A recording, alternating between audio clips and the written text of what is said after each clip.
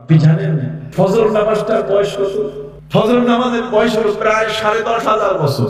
তার মানে হযরত বাবা আদম আলাইহিস সালাম মা হাওয়া দুজনে মিলে 300 বছর পর যখন তারা একত্রিত হলেন সেই আরাফাতের ময়দানে, আরাফাতের ময়দানে হজ। নবী বলেছেন আল হজ্জ আরাফাত, আল হজ্জ আরাফাত, আল হজ্জ আরাফাত।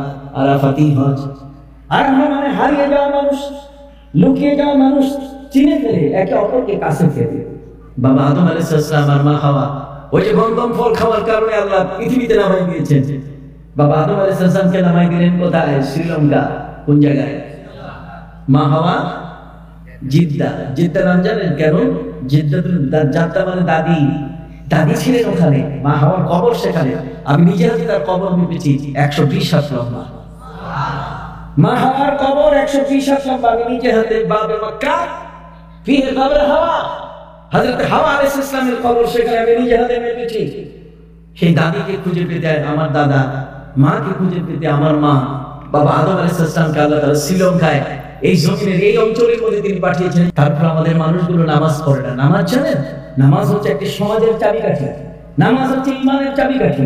নামাজ হচ্ছে কুফর এবং ঈমানের মধ্যে পার্থক্যকারী একটি শক্তি।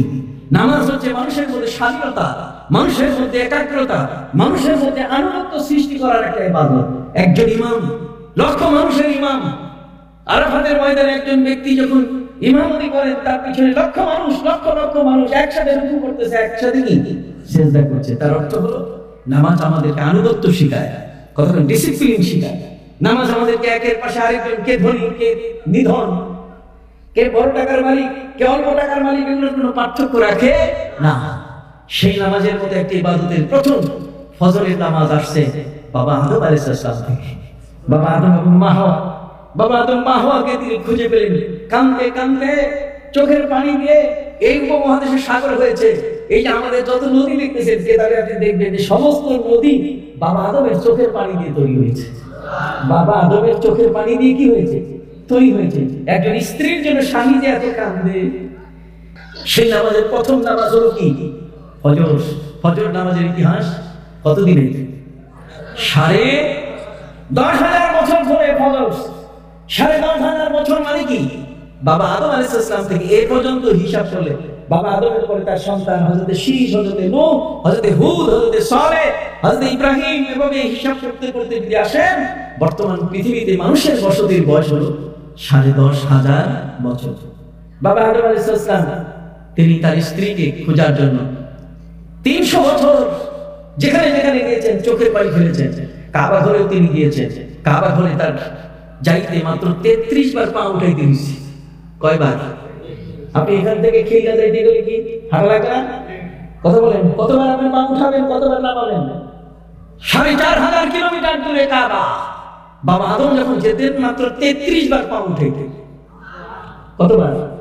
33 বার পা উঠালে কাবা ঘরে তিনি পৌঁছে যেতেন। কি চমৎকার! আপনি বলবেন এটা কিভাবে সম্ভব? বাবা আদম আলাইহিস সালাম তিনি মা হাওয়াকে খুঁজে পেলেন আরাফাতের ময়দানে। কোথায়? আরাফাতের ময়দানে বাবা আদমের মা হাওয়ার সাথে দেখার পরে রাত্র যাপন করছেন মুজদালিফায়। কোথায়? একজন হাজী সাহেবরা আরাফাতের ময়দান শেষ করে রাতে চলে আসেন মুজদালিফা। মুজদালিফা কার এটা জানেন? মুজদালিফা শব্দের অর্থ হচ্ছে একজন আরেকজনের বাহু ধরে আলিঙ্গন করে বুকে বুক মিলাইয়া রাত্র ঘুমানো। এটার নাম হলো মুজদালিফা। কথা বুঝেন নাই? বাবা আদম মা হাওয়া বহুদিনের পর তাদের মিলন হয়েছে কোথায়? মুজদালিফায়। দেখা হয়েছে আরাফায়। এই আরাফাতে দেখা হওয়ার সাথে সাথে মা হাওয়া বাবা আদমকে পেয়ে খুশিতে আত্মহারা। বাবা আদম বলছে, দেখো তুমি আমার স্ত্রী, আমি তোমার স্বামী। আমাদের যে মামলাটা আছে মামলাটা একটু খারিজ করা দরকার। গন্ধম ফল খাওয়ার মামলা, অতএব সেটা থেকে আমাদের বাঁচা দরকার। কাজী স্ত্রী রে চলো আল্লাহর কাছে তওবা করি। ফাতাবা আলাইহি, আল্লাহর কাছে তওবা করলেন, আল্লাহ কবুল করে নিলেন। যখনই কবুল করে নিলেন তখন বাবা আদম মা হাওয়াকে বললেন যে এতদিনের মামলা যেটা 350 বছর ধরে চলতেছে। কথা বলেন, জান্নাত থেকে আসার বয়স কত? 350 বছর ধরে যে মামলাটা চলতেছে সেই মামলাটা খারিজ আল্লাহ করে দিলেন, আমাদের তওবা কবুল করলেন। আসলে সময়টা হচ্ছে ঠিক প্রাতঃকাল ভোর সময়। তিনি ওই মুহূর্তে তার স্ত্রীকে নিয়ে 2 রাকাত নামাজ পড়লেন। কয় রাকাত? 2 রাকাত নামাজ পড়ে যখন আল্লাহর কাছে ক্ষমা চাইলেন। আল্লাহ বলছেন, আদম তুমি তোমার স্ত্রীকে নিয়ে এই মুহূর্তে যে 2 রাকাত নামাজ পড়লে এটা আমার কাছে এত ভালো মনে হয়েছে, অতএব তোমার এই নামাজটা তুমি যে আমার আনুগত্য করলে, তওবা করলে, অতএব এই ফজরের সময়ের এই নামাজটা কিয়ামত পর্যন্ত যারাই আসবে, যত উম্মত আসবে, নবী আসে, সবার উপরে ফরজ করে দিলাম। ফজরের নামাজ আসলো কার থেকে? বাবা আদম থেকে। ভাইরা আমার, হযরত নবী ইব্রাহিম আলাইহিস সালাম তিনি কাবা ঘর নির্মাণ শেষ করলেন। নির্মাণ শেষ করার পরে ছেলেকে সাথে নিয়ে বললেন, রব্বানা তাকাব্বাল মিন্না ইন্নাকা আনতাস সামিউল আলিম। মাবুদ, নামাজের ঘর, ইবাদতের ঘর, কাবার কোনো চিহ্ন ছিল না। হযরত নবী নূহ আলাইহিস সালামের বন্যায় এই কাবা ঘর ভেঙে নষ্ট হয়ে গেছিল, কাবা ঘরের দেয়াল ভেঙে ধসে পড়েছিল। অতএব 2600 বছর পর্যন্ত কাবা ঘর মাটির উপরে দৃশ্যমান ছিল না। সেই ঘরটাকে নির্মাণ করতে গেলেন হযরত নবী ইব্রাহিমকে। ইব্রাহিম আলাইহিস সালাম তার ছেলে ইসমাঈলকে নিয়ে এটা নির্মাণ শেষ করলেন এবং আল্লাহর কাছে বুঝাই দিয়েছেন জোহরের সময়। কোন সময়? জোহরের সময়, সূর্য ঢলার সময় তিনি আল্লাহর কাছে বলছেন যে আল্লাহ, বাপ বেটাকে আপনি দায়িত্ব দিয়েছেন কাবা ঘর তৈরি করার, এই তৈরি করে দিলাম, আপনি কবুল করেন। আল্লাহ বলছেন, খালি কবুল, তোমাদের নামে আমি নামজারি করে দিলাম। জমি কিনলে যেমন নামজারি হয়, আল্লাহ বলছেন, ওয়াইজ ইয়ারফাউ ইব্রাহিমুল কাওয়াইদা মিনাল বাইতি ওয়া ইসমাঈল। আমি ইব্রাহিম, ইসমাঈল দুইজনের নামে আমি কাবা ঘরকে নামজারি করে দিলাম। অতএব একটা ফাইল পৃথিবীতে ওপেন হয়ে গেল। কিয়ামত পর্যন্ত যারা কাবা ঘরের মতো মসজিদ বানাবে, তারা এই ফাইলের মধ্যে, লিস্টের মধ্যে তাদের নাম চলে আসবে। সুবহানাল্লাহ। কথা বুঝতে পারছেন? হযরত নবী ইব্রাহিম আলাইহিস সালাম তিনি দোয়া করেছিলেন, আমার নবীর আগমন সহ পৃথিবীতে একটি উম্মতে মুসলিমা, পৃথিবীতে একটা মুসলিম জাতির আবেদন তিনি করেছিলেন। এই দোয়া যখন কবুল হয়, আল্লাহ যখন তাদের কাবা ঘর তৈরি করার বিষয়টা কবুল করেন, তারা ইঞ্জিনিয়ার ছিলেন না। বাবা হযরত নবী ইব্রাহিম এবং তার ছেলে ইসমাঈল কি ছিলেন না? ইঞ্জিনিয়ার ছিলেন না। অতএব বাকাতেরা সার্ভেয়ার দিয়ে যে দুইটা মাপা হতো, তাহলে কত না ত্রুটি ধরা পড়তো। আল্লাহ বলছেন, না, আমি তো এটা মাপবো না, তোমরা তো আন্তরিকভাবে আমার এই ঘরখানা তৈরি করেছো। অতএব যখনই আল্লাহ কবুল করলেন, নবী ইব্রাহিম আলাইহিস সালাম ছেলেকে বললেন, বাবা কবুল হয়ে গেছে, কাজে চলো 4 রাকাত শুকরানা নামাজ পড়ি।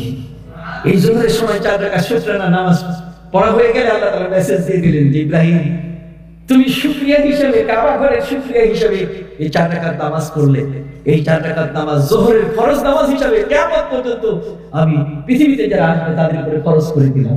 যদি তারা নামাজ পড়ে, এই নামাজটা পড়লে কাবা ঘরের বুনিয়ান, কাবা ঘর তৈরি করলে যে সওয়াবটা তাদের আমলনামায় চলে আসবে। ঠিক অনুরূপভাবে আসরের নামাজ কষ্ট হচ্ছে, ছেড়ে দিব। সম্মানিত সুধী, হযরত নবী আইয়ুব আলাইহিস সালাম, তার গায়ের মধ্যে পচন ধরেছিল, গোশতগুলো খসে খসে পড়েছিল। হযরত নবী আইয়ুব আলাইহিস সালাম তিনি অসুস্থ হয়ে পড়লেন, গায়ের পচন শুরু হয়ে গেল। স্ত্রী আল্লাহর কাছে বলছে যে মাবুদ, আমার স্বামীটার প্রতি তুমি দয়া করো।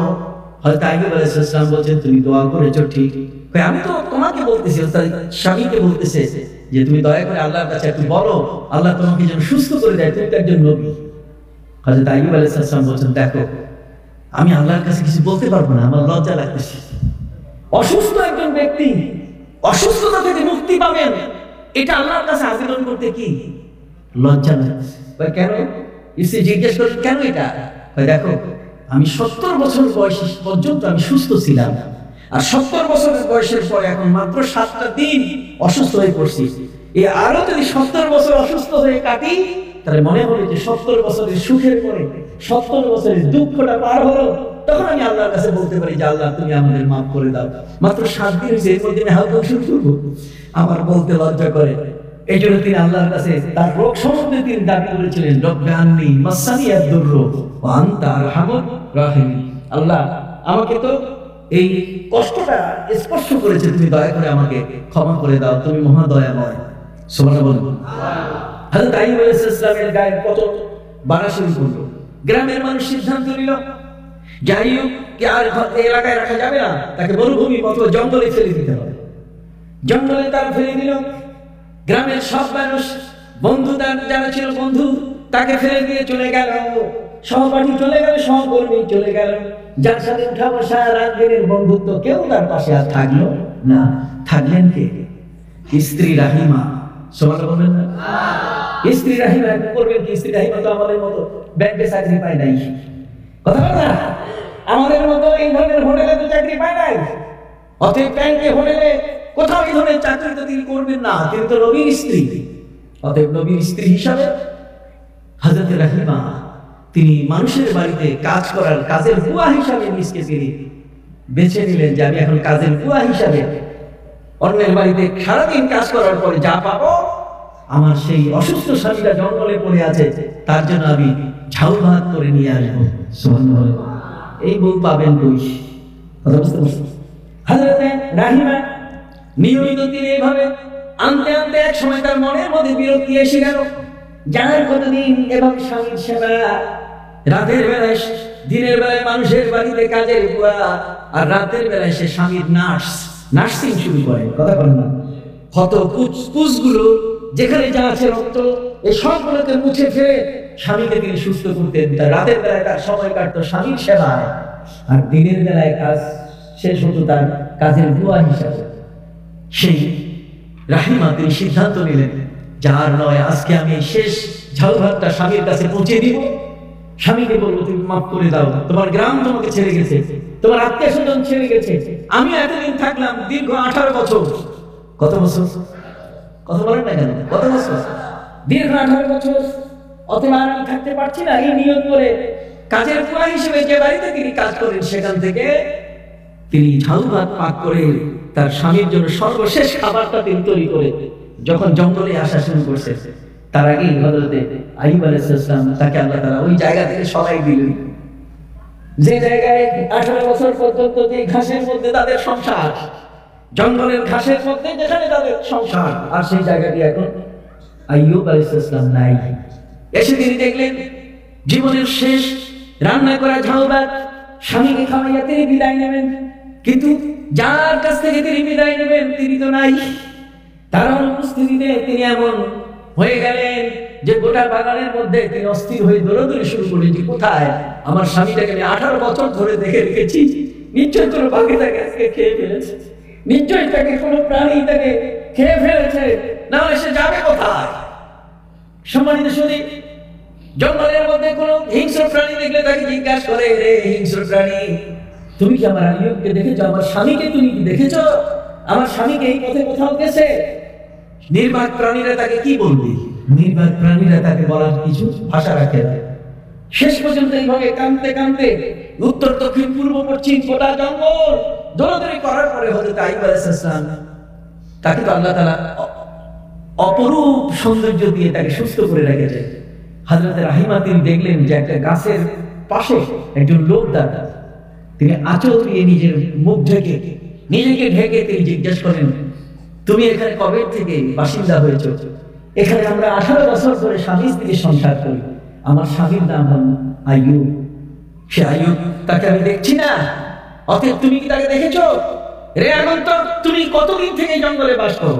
তারপরে যে মানুষটাকে তিনি দেখলেন গাছের আড়ালে, সেই মানুষটাকে তিনি জিজ্ঞাসা করছেন তার স্বামীর খবর সে জানে কি না। সম্মানিত শুধু যখন তাকে বেশি জিজ্ঞাসা করে হাম করে কাঁদা শুরু করেছে, সাথে সাথে আইয়ুব আলাইহিস সালাম তাকে সে জাবরাইয়া ধরে ফেলেছে, আমি তো তোমার আইয়ুব, আমি তো তোমার কি আইয়ুব। ঘোমটা আলাদা করে ঘোমটা সরিয়ে দিয়ে দেখে আসলে মনে হয় অচেনা একজন মানুষ। তাকে জিজ্ঞাসা করলেন, আপনার এই অবস্থা, নিশ্চয়ই তুমি কোন সিদ্ধান্ত নিয়েছো আমার বিরুদ্ধে। সাথে সাথে আল্লাহ পাক রব্বুল আলামিন জান্নাত থেকে সার্জিক্যাল টিম, সার্জারি ডাক্তার পাঠিয়ে দিয়েছে। জান্নাতের সার্জারি ডাক্তার এসে আমার গায়ের পচন, আমার গায়ে যেখানে যেখানে পুঁজ জমেছে সবগুলোকে একের পর এক উঠাই দিয়ে মুছে ফেলে নতুন চামড়া লাগাই দিয়েছে। যে কারণে আমি তোমার কাছে আগের অসুস্থ আইয়ুব নই, তোমার স্বামী এখন অসুস্থ নয়, এখন সুস্থ মানুষ। সম্মানিত শুধু হযরত আইয়ুব আলাইহিস সালাম এই অসুস্থ অবস্থা থেকে সুস্থ হলেন, স্ত্রীকে খুঁজে পেলেন। স্ত্রী বললেন, স্বামী রে, তোমাকে আমি পেলাম। স্বামী বলছে, আমার জীবনে আল্লাহ তাআলা আমাকে রোগ থেকে মুক্তি দিন, চলো 6 রাকাত নামাজ পড়ি। তখন সূর্য ডুবছে মাত্র। কয় রাকাত নামাজ? আবার বলেন, কয় রাকাত নামাজ? 4 রাকাত নামাজ।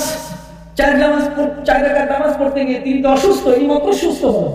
অতএব 2 রাকাত পুরো পড়ছেন, আত্তাহিয়াত শেষ করে উপরে উঠে তারপরে দ্বিতীয় রাকাত তৃতীয় রাকাত করে উঠবেন, উনি আর উঠতে পারতেছেন না।